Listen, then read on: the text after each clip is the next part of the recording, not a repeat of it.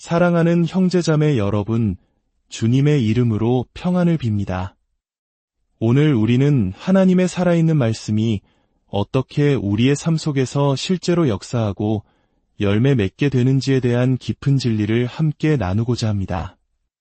이 귀한 시간이 여러분의 영혼의 단비가 되고 믿음의 여정의 등불이 되기를 소망합니다. 만일 오늘 말씀이 여러분의 마음에 울림을 준다면 구독과 공유를 통해 이 은혜를 더 많은 이들과 함께 나누는 행함에 동참해 주시길 바랍니다.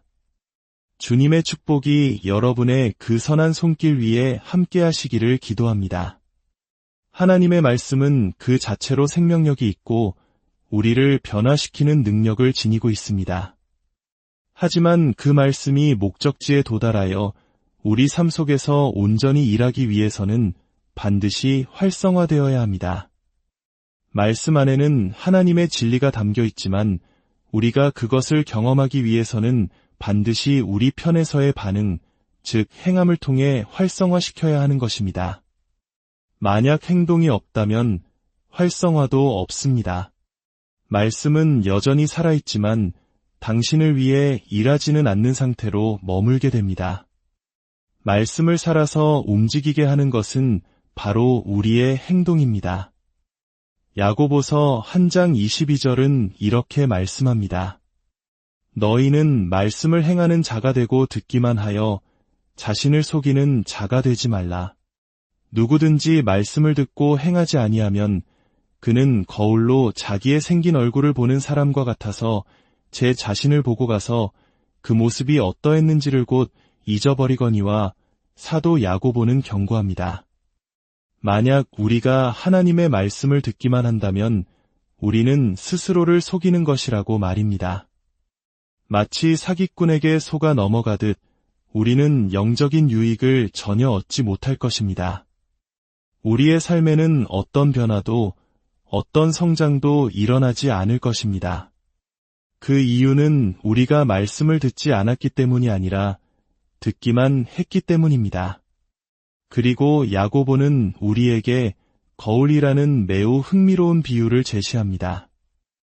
그는 거울로 자기 얼굴을 보고는 금방 돌아서서 자기 모습이 어떠했는지 잊어버리는 사람처럼 되지 말라고 말합니다. 여기서 흥미로운 점은 원어인 헬라어에서 이 사람이라는 단어가 특별히 남성을 지칭하는 단어로 쓰였다는 것입니다. 거울을 잠깐 보고 돌아서는 남자처럼 되지 말라는 것이죠.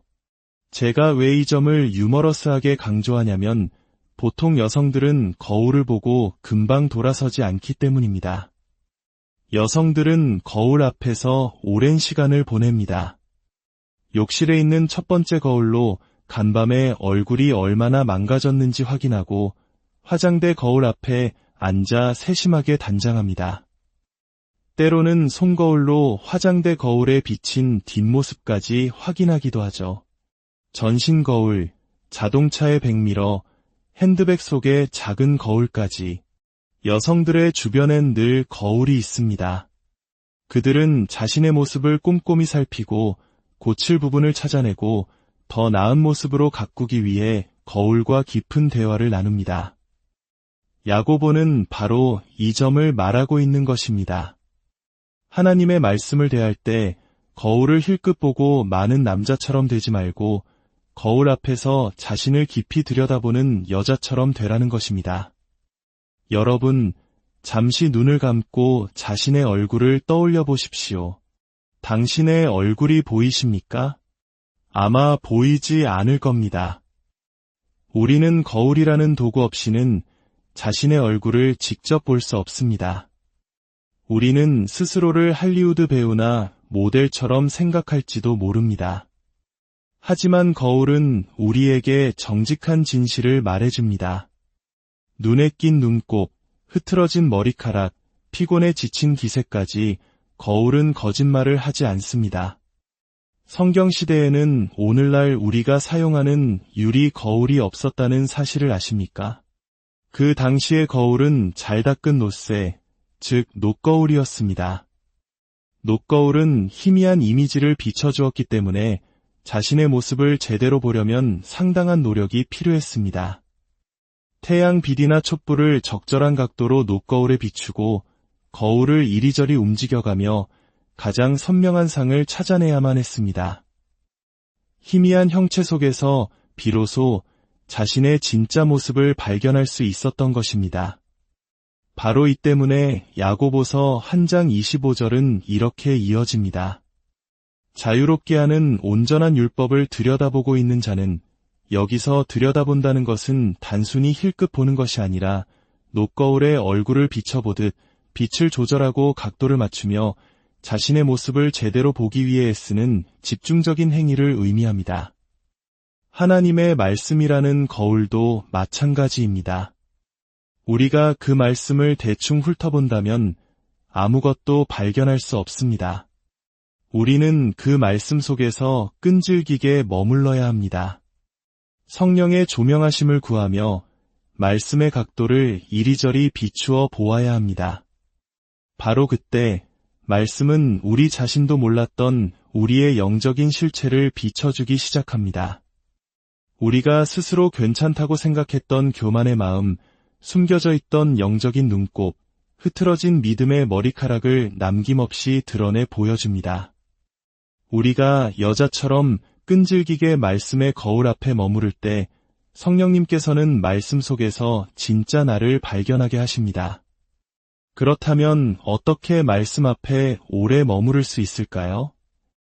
야고보는 그 해답을 22절에서 이미 제시했습니다. 바로 말씀을 행하는 자가 되는 것입니다. 말씀이 우리 안에서 역사하기 위해서는 활성화가 필요하다고 말씀드렸습니다.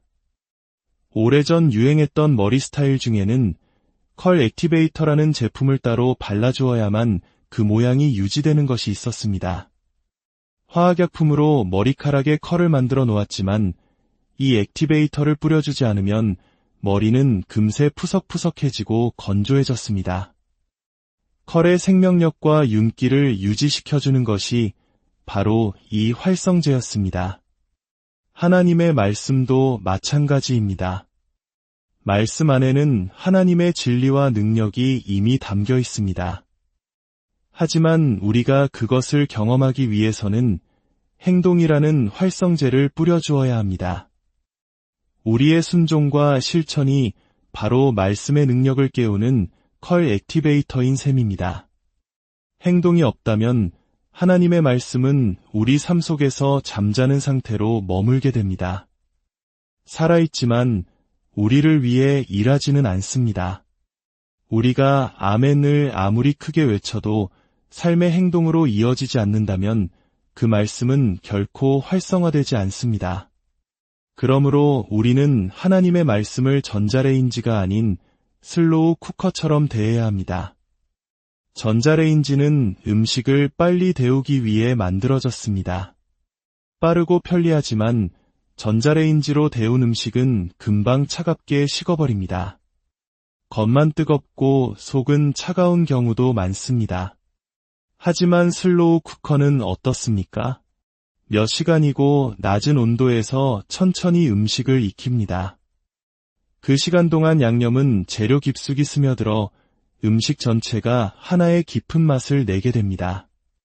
그렇게 만들어진 음식은 쉽게 식지도 않습니다. 많은 그리스도인들이 신앙생활을 주일용 전자레인지처럼 하려고 합니다. 주일 아침 1시간의 예배를 통해 뜨거워졌다가 예배당 문을 나서는 순간 다시 차갑게 식어버립니다. 그러나 진정한 신앙은 일주일 내내 끓는 슬로우 쿠커와 같아야 합니다. 생각해 보십시오.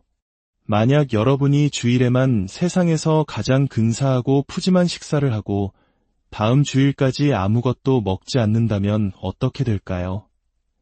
아무리 훌륭한 식사였다 하더라도 여러분의 건강은 심각하게 망가질 것입니다.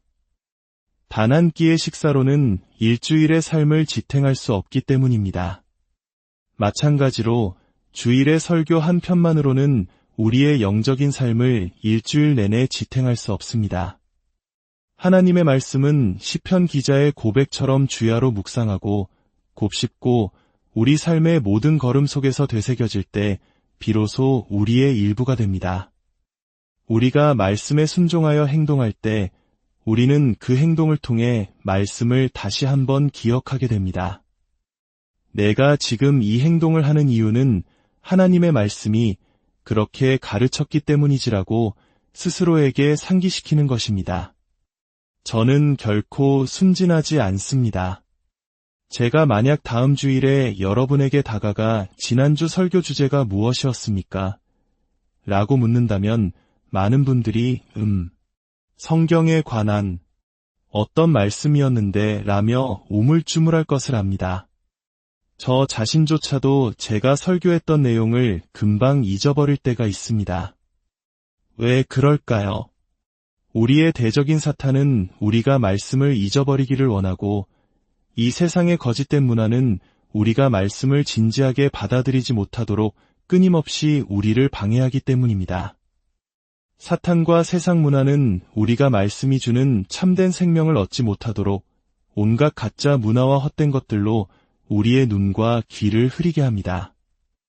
그래서 하나님의 생명의 말씀이 우리 마음밭 깊숙이 뿌리내려 열매 맺지 못하도록 방해하는 것입니다. 사랑하는 성도 여러분, 이제 말씀을 맺겠습니다. 더 이상 듣기만 하여 자신을 속이는 자가 되지 맙시다. 하나님의 말씀을 우리의 정직한 거울로 삼아 매일 우리의 영혼을 비추어 봅시다. 전자레인지 신앙을 버리고 슬로우 쿠커 신앙으로 말씀이 우리의 삶 전체에 깊이 스며들게 합시다. 주일의 만찬에만 의지하지 말고 매일의 삶 속에서 말씀을 먹고 마시는 일상의 경건을 회복합시다. 우리가 말씀을 행하는 자가 될 때 비로소 잠자던 말씀이 깨어나 우리 삶 속에서 놀라운 능력을 발휘하기 시작할 것입니다. 이번 한 주간도 주님의 말씀이 여러분의 발의 등이 되고 길의 빛이 되시기를 축원합니다. 그분의 음성을 듣는 것에서 그치지 않고 여러분의 삶의 행동을 통해 그분의 사랑을 살아내는 복된 한 주가 되시기를 우리 주 예수 그리스도의 이름으로 간절히 기도합니다.